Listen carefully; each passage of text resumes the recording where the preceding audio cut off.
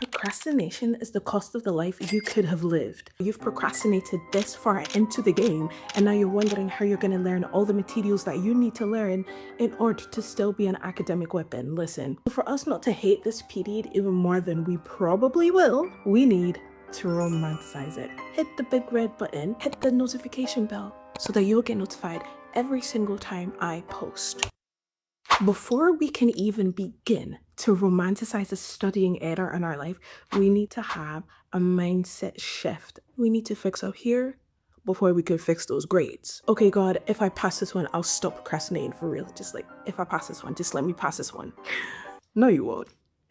No, you won't.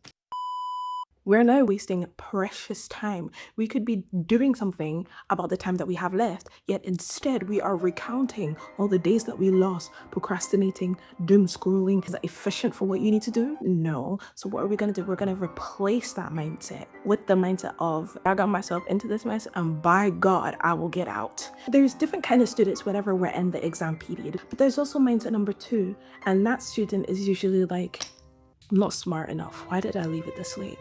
I'm never gonna pass. At this point, I don't even want to fill you up with like motivation and things like that. At this point, I just want to say, okay. Damn! You said you're gonna fail? Okay. What? Wake up. Where are we? We're in university. What course are we in? The course that you wanted to study. Did the university not have entry requirements? Right. We have proof that you were able to pass. That you were able to do well in this exam. Time is not on your side. That's your fault. But you can't do it because you've done it before. We need to stop falling into fabricated states of despair. What is fabricated states of despair? This is when you fall into a pit of like, oh my gosh, no. Because of a lie that you have fed yourself, a lie that has no evidence, a lie that has no foundation or backing in anything that you have done in your life, but you believed it because it's comfortable for you to believe. It's comfortable for you to believe that you're gonna fail and fall into that despair of failing rather than actually try and potentially not do as well as you've done before. Like, get up, slap yourself awake and focus. You have done it before. You're smart enough, you're good enough. You are going to pass, okay? Because it is not impossible. Difficult? Yeah, especially since you've left it this late. Difficult? Absolutely. Impossible? No. If it's not impossible, you can do it. Have that mindset instead. If it's not impossible, you're gonna try. If it's not impossible, you can't do it. It's in your skill set simply because it is possible. The third mindset that we need to shift from is the mindset of misplaced anger and irritability. Does the professor hate me? Why did he give us this much work? Why did he put this in the curriculum? The way this kind of thinking used to shackle me. But you can't just be like, this professor hates me. They also might not. However, you need to have a mindset shift. I don't give a damn if you hate me or not. Challenge accepted. The same way that you fight so hard to believe that this person doesn't like you is the same way you're going to fight so hard to prove whatever that is wrong. If your teacher gives you so much hard work, look at it as a compliment. Mindset shift. Oh my gosh, you think I'm so smart.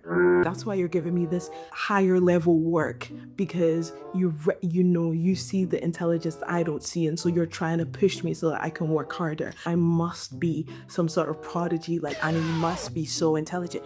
Flip your mindset. So then you won't put yourself in a victim mentality when you're just here trying to get a degree. But now that we've done the mindset shift and things like that, now it's time to romanticize the studying process, the cramming process. We are going to do a Rocky 5 for that A. 3 things that we're going to need to affect in this period.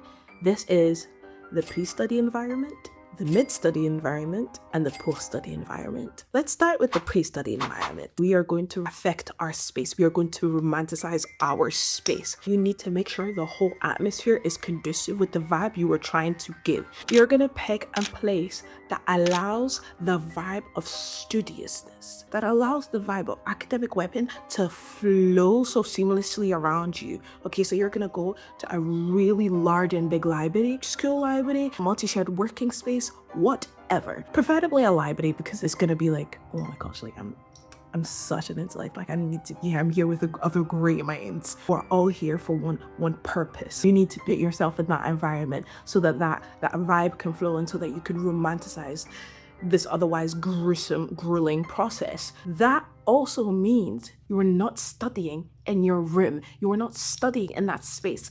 If you watched my last video, you should know that this room is our romantic space. This is where our fantasies come alive. This is where our dreams come alive. We have curated this space to be a space of rest and relaxation, right? Why on earth would I put my mind on overdrive in a space that was curated for rest and relaxation? Am I trying to confuse myself? Whenever I want to enter into my vibe of relaxation, when I have my ambient sounds playing and I have my book playing, is my brain gonna rest and relax? No. Why? Because it's used to working overtime in a space that was meant to be for comfort. Don't confuse your brain. We had a place, we had our main library and you could study on different floors, and the different floors had different noise levels. I always went to the third floor because I get distracted so easily. The third floor was a silent floor. But if I wanted to further romanticize this period, I would book a private room to do what I'm about to tell you in the next couple tips. You need to look the part, okay? But I did say this is realistic romanticization. So I'm not going to tell you to go and put on heeled boots and button-up shirt and a miniskirt. No. It's finals week. Right. Nobody has the energy or time for that. We are just going to put on a matching set. Just put on a matching set. It doesn't even need to be athleisure. If you have the energy to wear something bigger, better, wear that. Oh my gosh, that will help the vibe so much more. But for those that are realistically, they know that they have work to do and they just want to get this over with, just wear a matching set. Wear a matching set, it will be just as good. Have a matching set so that you don't look a hot mess, first of all, when you're going to the library, but also so that you look put together and feel put together whilst you are studying. Okay, I told you guys to get a private study room because of this third tip here. This is what is going to locate the romanticization all together. What you're going to do for this is that you're going to get a private room that has like a whiteboard. In this whiteboard, you are going to project either a really aesthetic Pomodoro timer or Pomodoro video of favorite celebrity studying or your favorite character studying. Me and my friend used to do this all the time because we used to do the ambience one. The one with the ambience Pomodoro timer put up on the screen so that we could see what time we have left for this first leg of our study session. And this helped us lock in because there's a sense of urgency when that timer is clicking down. And so when you're like that, you've dressed the part, you're in the vibe of the library and you're studying, you have this first bit to knock out. There's a sense of urgency. And now it's time for our next break and we don't know what to do. We're getting drained and we don't want to continue studying. This is when you pull out the secret weapon. This is when you pull out the musket tool. You're gonna go to YouTube and you're gonna type up the POV of somebody working in your dream job or POV graduation. You're gonna watch that. You're gonna watch that on repeat in your break because you need to condition yourself. This is the goal. That's me. That's me. So then you're going to fuel yourself up because you're going to be like, wait, this is all just the means to an end. This is where I need to be and I just need to do this so that I can get there. I can't give up now. The goal is so close. Let me just keep going because that is where I'm going to be next year, the next 2 years, or the next 3 years. Remember, remind yourself of the goal in your breaks as well because it's so easy to forget. Post-study environment and our post-study session, the first thing you're gonna do, this is gonna be your last touch-up, okay? Because this is like, let's get ourselves together. And putting on lip gloss is so therapeutic. I don't know about you guys, but it is for me. So you're gonna touch yourself up so then when you walk out, you look put together. This study session did not kick your butt, okay? That was light work and I still will hear by the end of it. And as soon as you walk out that door, free reign, you can go on your phone, you can do whatever you like, okay? You did your work. Loved it. And we managed to make it romantic. We managed to elevate this current experience that we're having so that we can remain engaged, so that we can not put ourselves in a victim mindset, and so that we can actually have fun while doing something that is actually very difficult. So that is it. That is it, you guys.